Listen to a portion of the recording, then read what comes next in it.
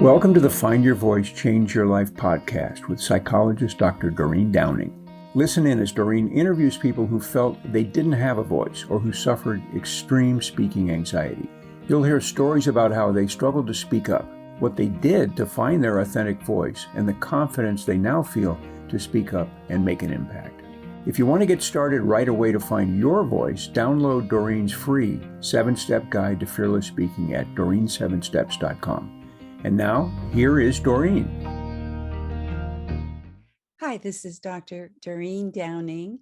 I'm a psychologist, and I host this podcast, Find Your Voice, Change Your Life. What I do is invite guests who were somehow in their past might have experienced some kind of holding back of themselves because they didn't feel like they had a strong enough voice. Perhaps it was taken away because of some event in their life or circumstance. And what's so great about the people that get to come with me on this inner journey that I help them explore is that they found their voice. And we get to see, well, how did they do it? How did they go from feeling like there wasn't much of a sense of self with a voice inside to now being able to speak up and speak out? And I get to invite a wonderful friend today, known Kamala for many years. And so it's my extreme pleasure to say hello to you today, Kamala. Oh, thank you so much, Doreen. So good to be with you. Well, you sent me a bio, and it's always good to read it so that people get a sense before we launch into story. Is that okay? Yeah. All right. Kamala Murphey has been a spiritual life coach and mentor for over 20 years, working with women worldwide to move from heartache and disappointment to living rich, full, luscious lives. Before I go on, I just want to say, what a beautiful phrase, luscious lives. Isn't it? Yeah, my mouth is watering. But also, just a wonderful sense of abundance. So thank you. I love that. Luscious lives. As a young woman, she battled with herself to fit into who and how she was supposed to be. Her one part good Catholic girl was easy, but how to meld in the wild-hearted hippie chick inside her. We have a story coming up today, don't we? Having experienced the anguish of playing small, knowing she was meant for more, she knew she was to help others like herself break free from what she calls good girl prison. Sounds like the title of a book. It's in there. Okay, good girl prison. Wow. Her passion is to empower women, especially those trained to be good girls, to change how they see themselves, to own their beauty, wisdom, heart, and chutzpah, to become the models who change the paradigm about older women feeling valued, being seen and heard, rather than the heartache of fading into the woodwork, becoming invisible. She holds a master's degree in counseling and theology and is the host of the Heart and Chutzpah podcast, which I had the pleasure of being on a couple of weeks ago. So already what you wrote in the bio, there's so much we can lift out of that to start our conversation, but I'll just let you start wherever it feels right for you, and then we'll see where we go. Okay. Right away, Doreen, it's like, as you were reading the bio, and I've read it, myself a jillion times, but when you said luscious, I just got tingles all again. Yeah. So that was just something that's come up. And as I'm saying that, I realize in part, knowing you for the years that I have, there's something about this lusciousness that I didn't have growing up. And I think you were one of the women who gave me a sense of, oh, there really is that more to my life and more who I want to be. So that was the first thing that struck me. But because this is about finding one's voice. I'll start not at the beginning, but at about age 6. I was late to start school. I didn't get to go to kindergarten, so I started in 1st grade, and it was a completely new experience for me. But I kind of liked show and tell and getting up and being in front of my classmates. It felt good because I was being listened to. And then in 2nd grade, I had the experience of a teacher telling me, please don't get up unless you have something important to say. And I think I'd found a piece of tan bark that had an interesting shape or something. So it was not something that was earth-shaking, but it was important to me. And when she said that, it was like my heart clenched. So I was like 7 at the time, but it broke my heart in a way. This teacher was well, in my mind, she could play the guitar and sing. So I thought she was like, oh, such a big deal. And when she said that, it really hurt. And I think I made a decision to just, okay, I won't talk, because maybe I don't have anything important to say. I don't know what's important. So that I carried that for a really, really, really long time.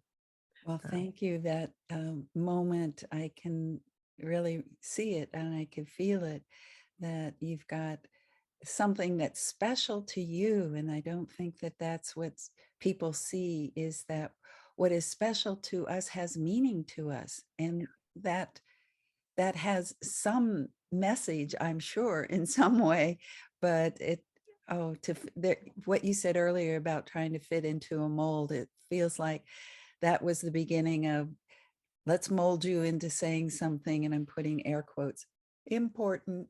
Yes. Yeah.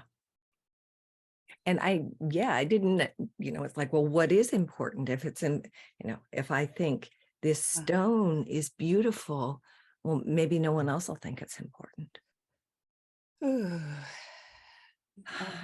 Yeah, learning that was such what you just said. How do we learn what is important? And then we look around us and see what other people say is important. And then we have to, but it seems like in order to get accepted and heard, we have to fit that mold. What was your, you had a family. Tell me a little bit about what the molding there was. Oh, yeah. Well, I'll start with, my father studied to be a priest, and I don't know whether he was kicked out. There are varying stories, but he didn't become a priest. My parents got married. My mom became an alcoholic. And there was a lot of, well, good girl was really important. And what my father said was the rule. And so all of us, I had a younger sister. So my mom and my sister and I behaved. Every single report card I had, I think, had, she's such a pleasure to have in class. She's so quiet. So that was, and him looking good. Doreen was, that was really important to him, that he be esteemed. So by having compliant children and a doting wife, even if she was drinking behind closed doors, at least on the surface, we looked good. Yeah, I have a younger sister, and I was the oldest one too. So there's something about learning to take care of and be responsible, probably that I would think that that was also true for you. I don't know. Oh, yeah, absolutely. It's like, Mhm. oh, you know better than that. You have to take care of your little sister. Uh-huh. There's a lot of take care of your little sister, take care of her, and be a good girl. I think we're going to hear that a lot today. Be a I good girl, know. and that's what I think is, that the good girl prison. You got to Yeah. write that. You got to write that. At least some article that is amazing, kind of capturing of what the trap is in Yeah. us being good. Yeah, Yeah. I also had that sense of being a teacher's pet, and school was a place where I found my competence, you might say, but still it was getting the grades and looking good and getting we call them teacher's pet because, it's like patting on the Yeah. good girl, Yeah. Getting our gold stars on Yes. on the Uh-huh. star board. So, like, oh, Right. Well, memories so of flooding back. yeah. Yeah.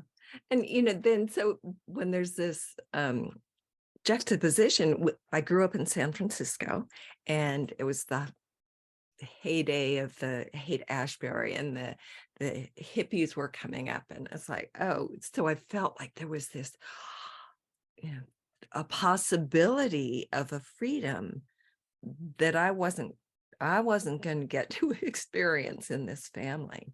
Um, yeah. So that was, but there was that, wow, there's something else beyond literally this prison that we lived in. Uh-huh. Um, Uh-huh.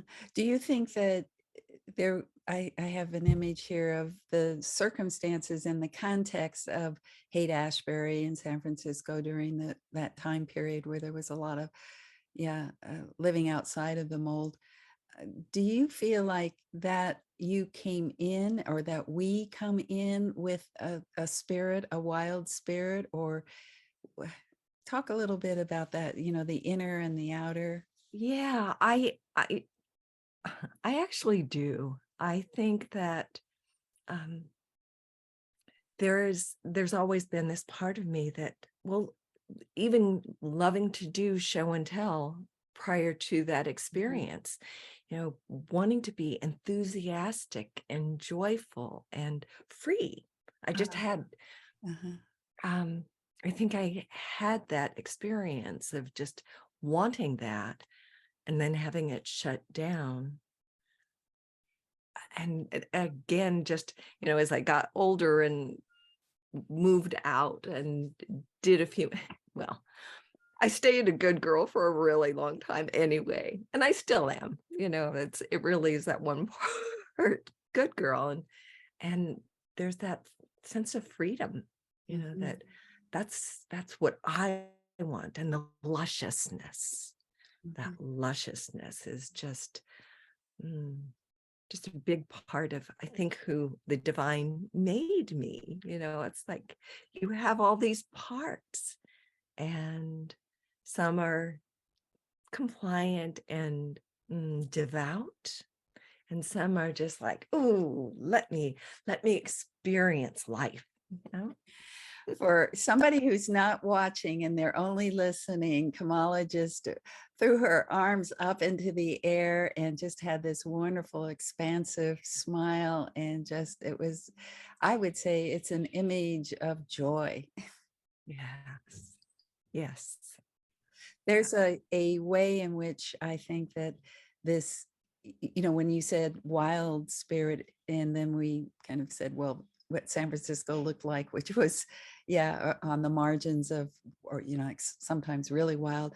But I loved what you just said, that it doesn't necessarily, wild doesn't mean wild crazy. Wild means joyous and expressive. And the way you did your arms, just open, that yeah, the enthusiasm and the energy of life force is what I feel, is what I just felt around what wild means, naturally wild spirit that we all have. And I'm just feeling a little right now, I guess, a little sad about people who get trapped in good and in looking good and being good. And but something else, just one more thing. You said that what I got also is that there's layers. There's that external, what looks good in the mold, but inside, in this spirit that you're talking about, goodness is there inside of us, right? It's a different kind of good. Yes. Yes.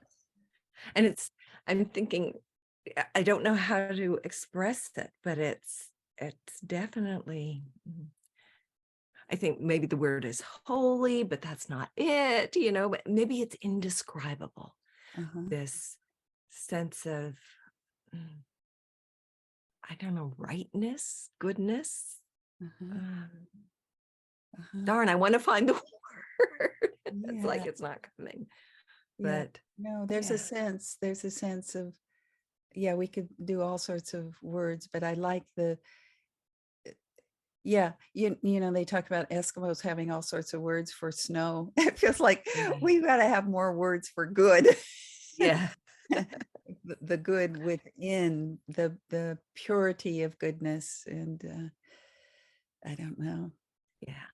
It's kind of, you use the word or term life force, and that rings so much for me because it is that. And that's part of the good too. It's like the creation, how we're created to be, and accessing all of it, that yumminess, lusciousness. Maybe we should write this book together. Yeah. Ooh. I'm getting all sorts of ideas. Well, speaking of moving towards a deeper kind of goodness within you, how did you make that transformation or that transition? What were some of those parts of your journey? Yeah, I had been working for, in corporate America, and at some point, I think it was right after my mother had passed away. And I just felt like she died young. She was youngish, 68 when she died. And it's like I saw the suffering and the unhappiness in her life. And I knew that what I was doing was not for me, really. So I decided, I sort of took a leap and started my own coaching business. And I realized, if you're going to be this quiet, you know that you're not going to have much success with this. So I started doing Toastmasters, and that was good. It got me a little bit out of my shell. But one of the coaches that I was working with said, well, have you ever heard of speaking circles? I was like, no, but it sounded interesting. So I drove over to, I guess it was Mill Valley at the time. And I did my first speaking circle with Lee and with you. And I think I shared this with you before, that the first day I met you, I just felt this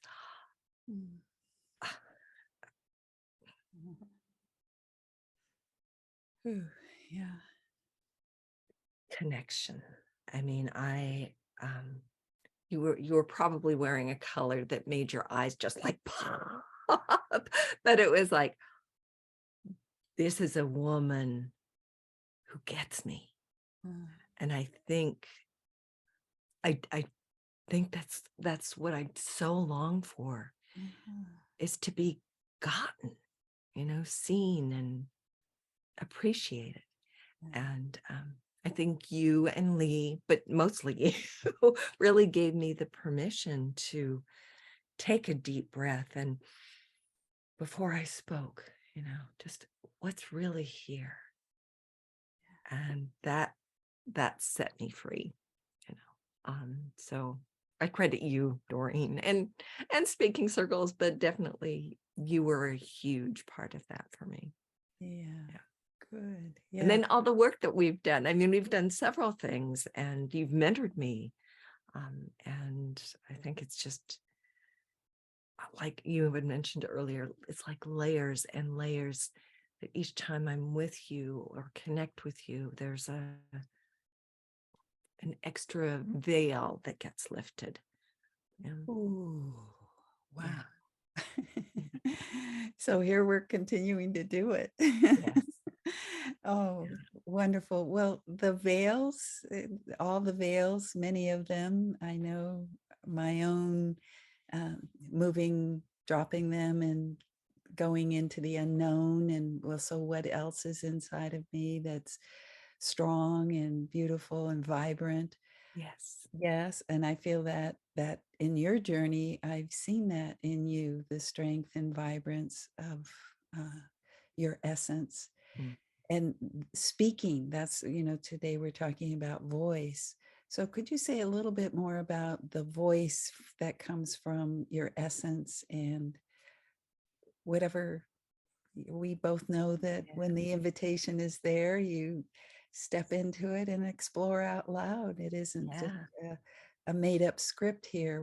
We're dancing in the moment. Yeah. I one of the first things I heard in speaking circles is getting up in front of the group and taking a breath and being, for me, that gave me the opportunity to get out of my head and listen more deeply to what my heart had to say. Connecting with something that I had not that I hadn't listened to, but that I maybe pushed aside. Because it was like more important to get the answers right, or the speech right, and not get clicked when I said, you know, um, um, but really being able to connect with that life force and the voice that came from that, being able to listen to myself. Maybe it's the heart, maybe my knee has something to say today, or gee, oh, my teeth are clenched. What's my body saying to me? And really being able to pay more attention and speak it, have and there was something that Lee had said at one point about dare to be boring. I absolutely love that, because, so this stone is important to me. It's smooth, it's beautiful. And, maybe someone else won't think it's important, but in the moment, wow, I'm just getting chills. This is important to me right now. This is part of what I want to share or express. The delight in something that's, just on my desk, but the delight and just being able to give voice to that. I feel like I'm babbling a little bit, Doreen, but I just like being with you. I get to be bubbly and not care quite so much what other people think, because that's not good girl. This is enthusiasm and wild heart, Uh-huh. Oh yeah. good wild heart. I love you. I love you. I love you. I love you. So this is wonderful. I think people get a really good, I was going to say taste, because we're talking about luscious, but a really good sense of you, your spirit. A couple things. How do they find you, and what do you offer? They can find me at kamalamurphey.com. Kamala Murphey. Murphey is Murphey. So that E is very important for emotion and enthusiasm. And I have a series of videos that I've done that I'd love to share. It's about the poetry of the mystics. So Rumi and Meister Eckhart, and they're videos and meditations. And we're just allowing people to drop into our hearts a little bit more. And I'd love to share that. And that's at kamalamurphey.com /mystics. I'm going to go find that. I didn't know it was available. That's going to be first on my list today. I can't wait. Cool. Oh, well, we're coming to the end, and we might as well give you one more, minute with Kamala.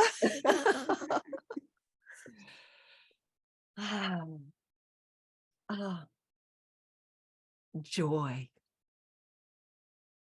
I am experiencing such joy.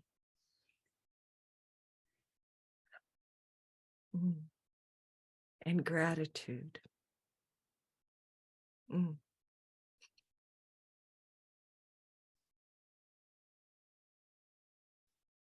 And that's what your spirit today, I feel, reaches out on these sound waves, or if people are watching you, they really get it. Because your face does express joy and gratitude. Thank you. Thank you so much. Thank you so much. Big hugs to you and to all your listeners. Yes.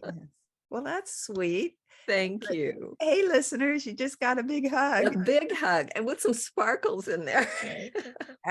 Yes, sparkles. Thank you. Thank you. Thank you for being with us today for this episode of Find Your Voice, Change Your Life. Each person Doreen interviews shares what has helped them find their voice. You can learn from these guests and find your voice so you can be confident to speak up and speak out. And remember to download Doreen's free 7-step guide to fearless speaking at doreen7steps.com. We hope you enjoyed the show and will return next time. Until then, goodbye for now.